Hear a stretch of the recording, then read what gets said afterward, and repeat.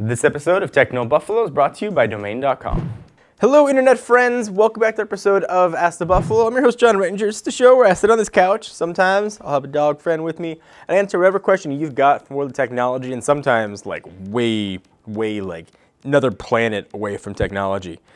So I've got another channel called Inside John's Mind where I share a lot of behind-the-scenes stuff at TechnoBuffalo and some stuff about my life. If you want to check out the channel or subscribe, link will be down below.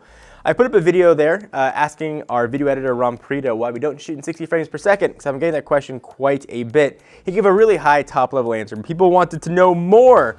So I figured instead of me just telling you why we don't shoot 60 frames per second, let's let Ron himself explain why not. And as a special treat so you can see what 60 frames per second looks like, this here video is in 60 frames per second, which is hard to say as many times as I just did. So if you want to watch it in said frames per second, you got to make sure you select it in your browser, go up to 60 frames, and you can watch this. If you're watching on your phone, probably not going to be able to see it.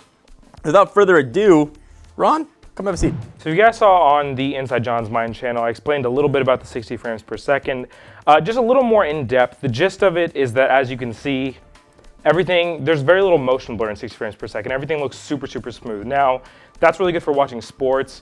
That's really good for video gaming. But what we're doing is we're making videos and more cinematic style videos, and I'd say that's probably the biggest thing. It looks more cinematic. So motion blur is something actually really natural for your eyes, and it makes it more comfortable for viewing when there is a little bit of motion blur. So that's actually the main reason we shoot in 24 frames per second. You can also shoot in 30 frames per second, which will give you a little bit less motion blur than 24, but way more than 60. So I know John was mentioning that some people just think that the bigger number means that it's better. That's not necessarily true, especially in this case. All the films you see in theaters are actually shot at 24 frames per second because the blur makes it a little more comfortable to watch, more natural. Even slow motion shots and whatnot, they're shot at like 300 frames per second, and then they'll be slowed down to play back in 24, so there's not some jarring effect on your eyes.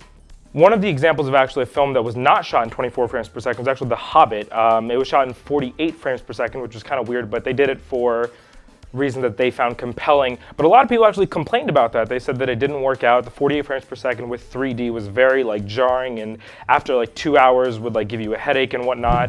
So now that you know why I look so smooth and why when I move my hands it looks like I am not blurry, let's jump to the next question. It comes from Ed Quilty, who asks, at John Ford Lakers, so now that we have seen the Apple Watch, this here Apple Watch, what enhancements do you foresee in Watch 2? I think we're going to see a lot of enhancements. So this is a hope. I don't think it's going to happen, but round displays, in my mind, look much better on a watch than the cube display. As I talked about in my review of the Apple Watch, I am here's ambivalent and here's me.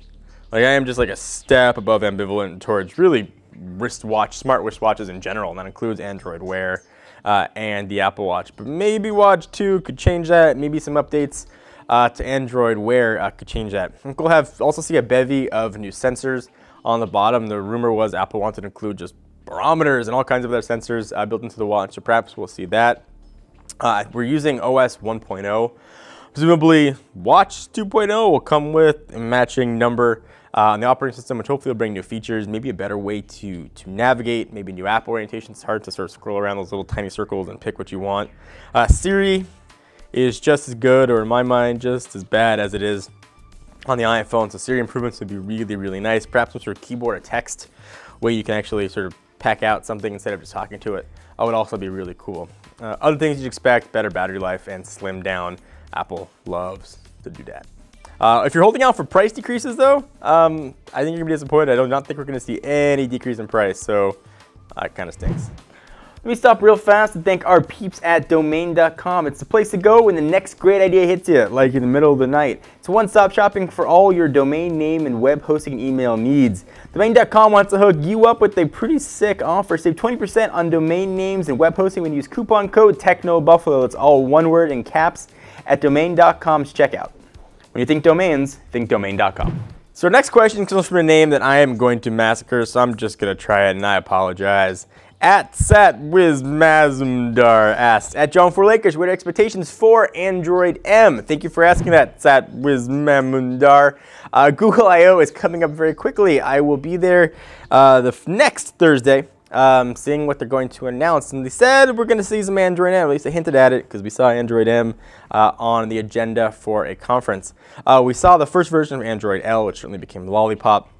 I think we're going to see a lot of interesting things for Android M. I'm hoping for, and I say this every year, like I give my iOS expectations, a better backup solution. Backup and restore needs to be very elegant and fully backup and restorable, despite the skin that's being used. Built-in visual voicemail baked into the operating system would also be very nice, but more likely we're going to see like 4,000 more APIs, which don't sound sexy, but make for way better app experiences, potentially better wearable experiences as well. So I think we're going to see a lot of that. I think we'll see a lot more integration with Android Auto.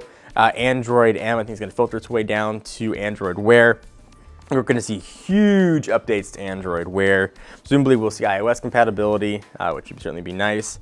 I think we're going to see new hardware that'll be running that new software. I think we're going to see the Moto 362. So that's sort of my expectations. I don't think it's going to be anything drastic. We saw the design language change with the material design with Android L. It's going to look the same, presumably, but hopefully just be faster, have better memory management. Nothing that's sort of the sexy killer features, but things that just make Android get better and better, which we've seen really every single version. So anyway, thank you guys for asking the questions. Thank you for watching. Thank you for just supporting us and putting diapers on my baby. I appreciate it. Until next time, I am Rettinger from TechnoBuffalo. If you like these videos, we hope you do. Give it a thumbs up. Hit the big subscribe button. I don't know where it's going to be located, but let's just call it in my pants region.